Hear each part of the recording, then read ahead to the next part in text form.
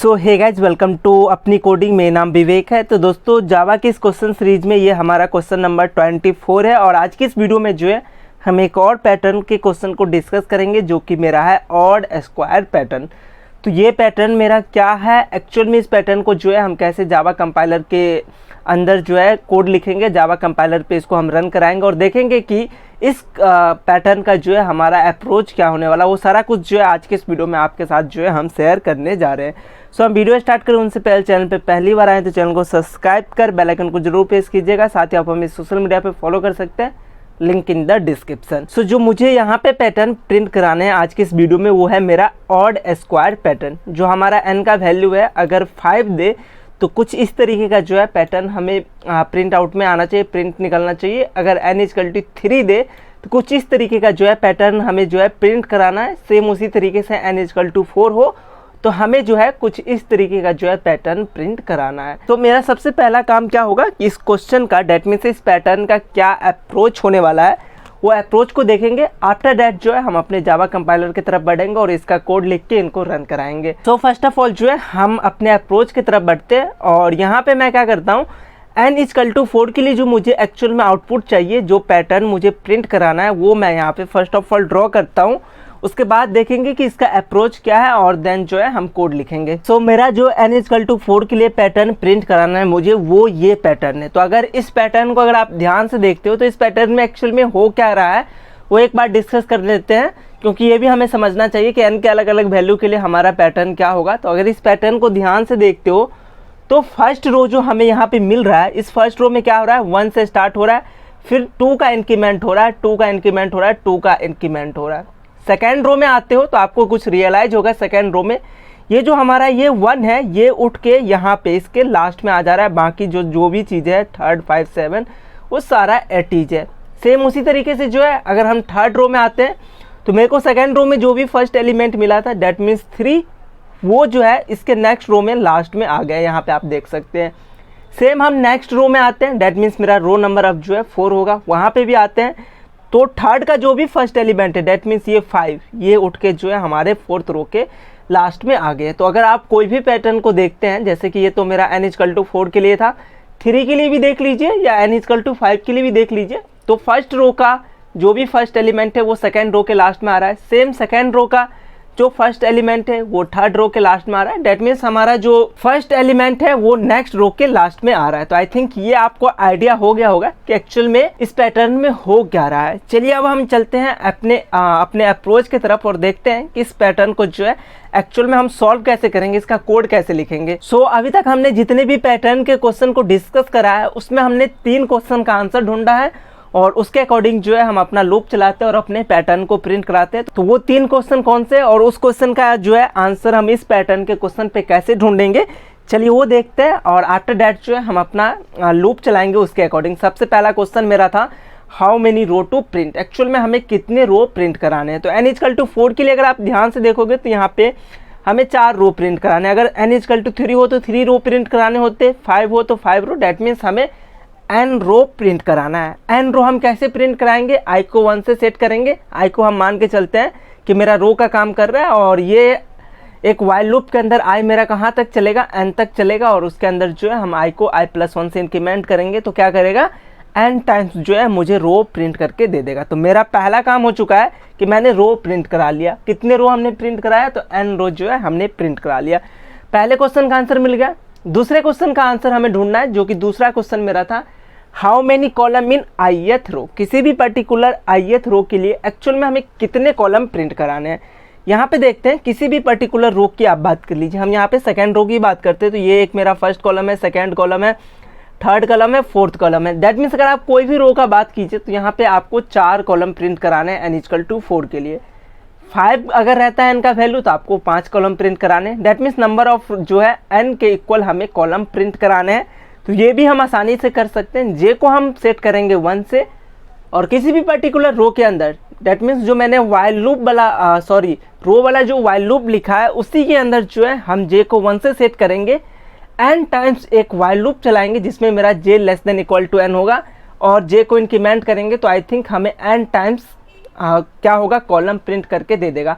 जब हम कोड लिखेंगे आई थिंक और भी आपको जो है क्लियर होगा। तो ये 2 क्वेश्चन का आंसर हमने ढूंढ लिया। तीसरा क्वेश्चन का आंसर हमें पता करना है व्हाट टू प्रिंट, एक्चुअल में हमें प्रिंट क्या कराना है। तो यहाँ पे इस क्वेश्चन में सबसे इंपॉर्टेंट चीज़ यही है कि एक्चुअल में हमें प्रिंट क्या कराना है। अगर वो हम प्रिंट करा लेते हैं तो ओवरऑल मेरा काम जो है ख़त्म हो जाएगा। तो चलिए देखते हैं कि इस पैटर्न के क्वेश्चन में हमें प्रिंट क्या कराना है। इस पैटर्न को अगर आप ध्यान से देखोगे तो कोई भी रो जो है स्टार्ट कहाँ से हो रहा है। जैसे कि हम फर्स्ट रो में आ रहे हैं तो 1 से जो है मेरा स्टार्ट हो रहा है, सेकेंड रो में आ रहे हैं तो हमें 3rd से स्टार्ट हो रहा है, और 3rd रो में आ रहे हैं तो 5 से स्टार्ट हो रहा है, और 4th रो में आ रहे हैं तो 7 से स्टार्ट हो रहा है। डैट मीन्स यहाँ पे अगर आप फॉर्मूला निकालोगे कि हमारा जो प्रिंटिंग वाला काम है, प्रिंटिंग स्टार्ट करना शुरू करेंगे जो नंबर, वो हम स्टार्ट कहाँ से करें किसी भी पर्टिकुलर रो के लिए। अगर रो 1 में है तो वो कहाँ से स्टार्ट होगा, रो 2 में है तो कहाँ से स्टार्ट होना चाहिए, रो 3 में है तो हमारा वो रो कहाँ से जो है प्रिंट होना स्टार्ट होना चाहिए। तो अगर इसका आंसर अगर आप निकालोगे तो आई थिंक मुझे यहाँ पे आइडिया लग रहा है कि 2 × i-1 जो है मुझे यहाँ से किसी भी पर्टिकुलर रो को स्टार्ट करना है। चलिए देख लेते हैं क्या मुझे इसी से जो है अपना आंसर स्टार्ट करना है जो हमें प्रिंट में चाहिए। रो नंबर फर्स्ट की बात करते हैं, डैट मीन्स i = 1 है। उन केसेस में मेरे पास 2 × 1-1 डैट मीन्स 1, मतलब कि मुझे फर्स्ट रो में 1 से स्टार्ट करना है तो वो मैं यहाँ से स्टार्ट कर रहा हूँ। i = 2 डैट मीन्स हम सेकेंड रो के लिए बात करते हैं तो 2 × 2-1 डैट मीन्स 4-1 डैट मीन्स 3। मुझे 3 से जो है स्टार्ट करने। ये जो मैंने यहाँ पे फॉर्मूला लिखा है 2 × i-1, ये एक्चुअल में क्या चीज़ का फॉर्मूला है, इवन नंबर ऑड नंबर का जो है फॉर्मूला है। तो हमें जो है इससे स्टार्ट करना है। इसका आंसर हमने निकाल लिया कि मेरा जो प्रिंटिंग का काम है, जहाँ से मैं नंबर प्रिंट कराऊंगा, वो स्टार्ट कहाँ से होना है किसी भी पर्टिकुलर रो के लिए। तो स्टार्ट जो है 2 × i-1 से स्टार्ट होना है। तो हमने स्टार्ट तो कर लिया। स्टार्ट करने के बाद किसी भी पर्टिकुलर रो को अगर आप ध्यान से देखोगे तो उसमें 2 का इंक्रीमेंट हो रहा है। कुछ समय के लिए जो है हम उसमें 2 का इंक्रीमेंट करते हैं। जैसे हम इस रो के लिए हम बात करें तो यहाँ पे देखिए फर्स्ट रो में है तो 1 हमारा आया, उसके बाद डायरेक्ट यहाँ पे +2 हो रहा है, 3 आ गया, फिर अगेन 5 हो रहा है +2 तो 5 आ गया, फिर 5 में +2 करेंगे तो 7 आ जाएगा। डैट मीन्स जहाँ से जो है हम अपना ये स्टार्ट कर रहे हैं उसमें हम +2 करते चलेंगे तो मेरा काम बन जाएगा। लेकिन अगर ध्यान से देखते हो सेकेंड रो में आते हो तो हमें लास्ट तक नहीं करना है अपना +2। जैसे हम बात करते हैं यहाँ पे 3 है, 3 हमने फर्स्ट एलिमेंट निकाल लिया कि हमें यहाँ से स्टार्ट करना है। 3 के बाद मैंने इसमें 2 ऐड करा, 5 यहाँ तक ओके है। 5 के बाद अगेन हम 2 ऐड करेंगे 7 के बाद मैं अगर 2 ऐड करूँ तो मुझे यहाँ पे 9 होना चाहिए, जो कि नहीं है, यहाँ पे 1 है। तो ये चीज़ें हमें ध्यान देना होगा। थर्ड रो में हम आते हैं तो 5 जो है फर्स्ट एलिमेंट मेरा है, 5 जो है यहाँ पे आ गया।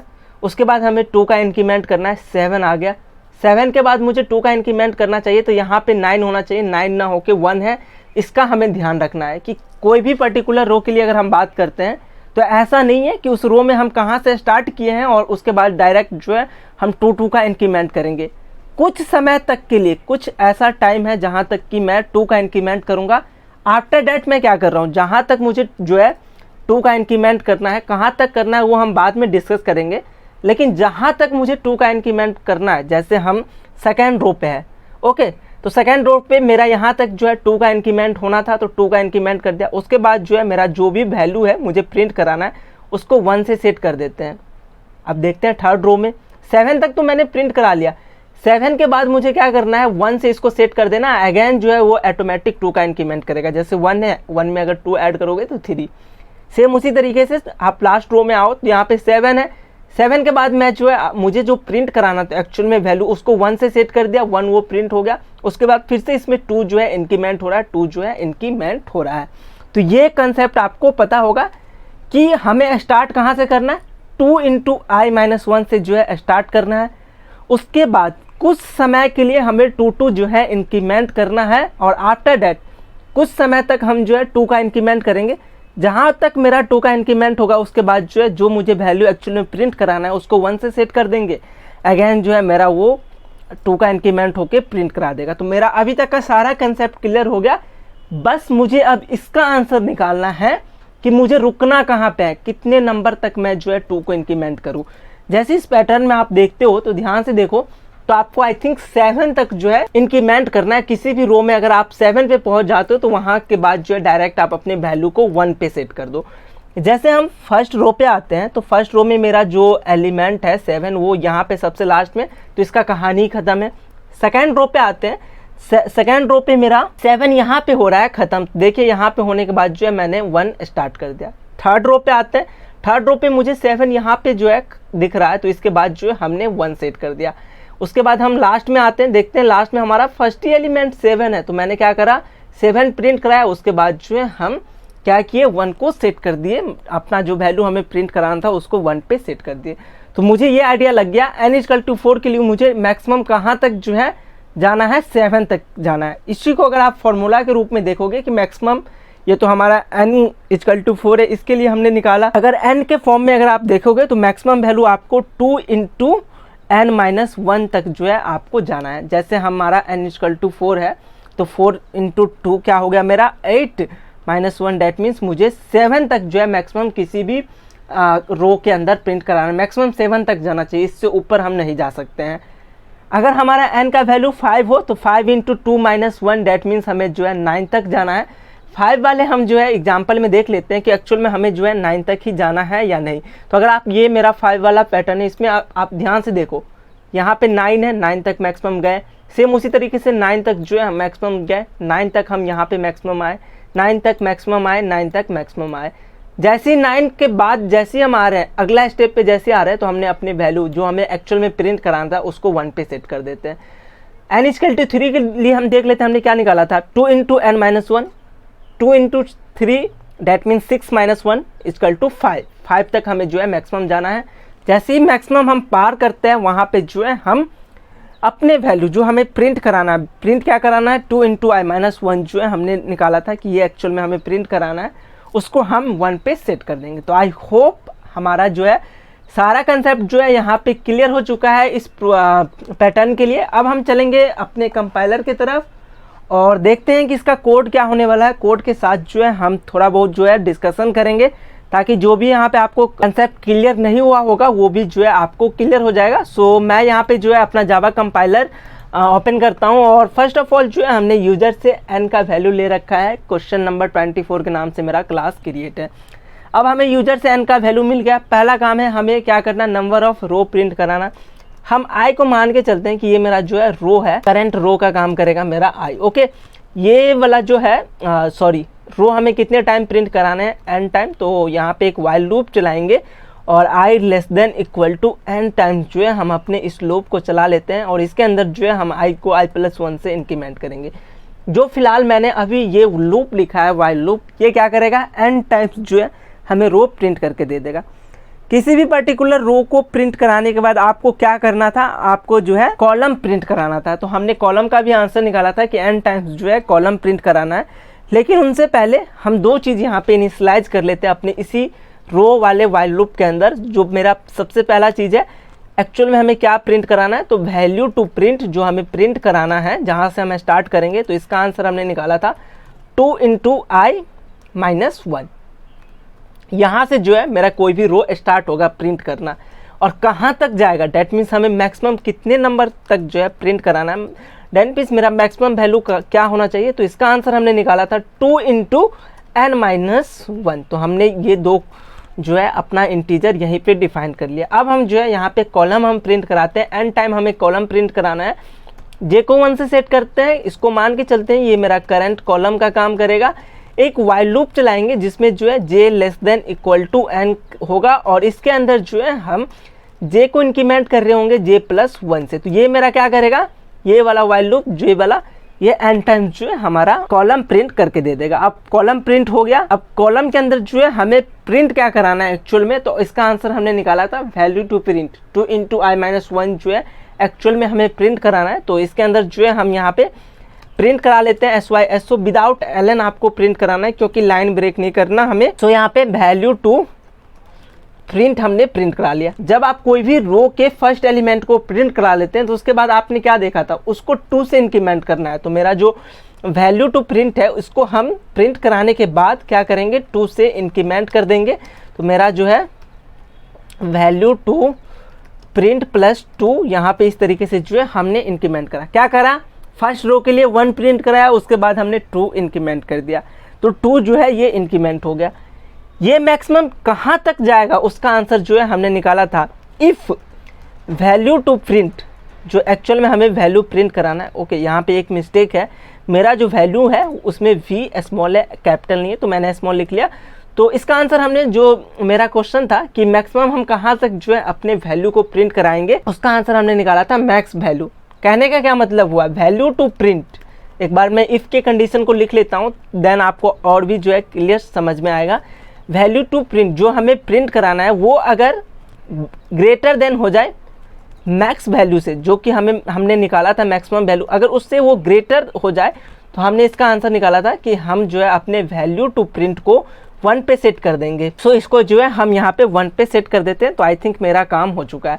ये जो लाइन लिखा है ये क्या लाइन है, एक बार हम ध्यान से समझते हैं कि वैल्यू टू प्रिंट जो हमें प्रिंट कराना है, जैसे हम जो है n=4 के लिए हमने फाइंड करा था कि मुझे मैक्सिमम कहाँ तक जाना है, n=4 के लिए मुझे 7 तक जो है मैक्सिमम जाना है। तो जहाँ पे भी मेरा मैक्सिमम वैल्यू जो है 7 को पास, जो हम एक्चुअल में प्रिंट करा रहे वो अगर 7 को पास कर जाए, तो उन केसेस में जो है हम अपने वैल्यू को क्या करते थे, 1 से जो है यहाँ पे सेट कर देते। तो वही लाइन जो है हमने लाइन नंबर 20 और 21 के अंदर जो है लिखा है। जैसे हमारा जो है वैल्यू टू प्रिंट ग्रेटर होगा मैक्स वैल्यू से, तो हम अपने वैल्यू टू प्रिंट को 1 पे सेट कर देंगे। आई थिंक मेरा ओवरऑल काम हो चुका है, सिवाय एक काम को कि मेरा जैसे एक पर्टिकुलर रो का काम खत्म हो रहा है तो हमें दूसरे रो पे आना है, और उस केसेस में हमने क्या देखा है कि हमें इंटरपेस करना होगा।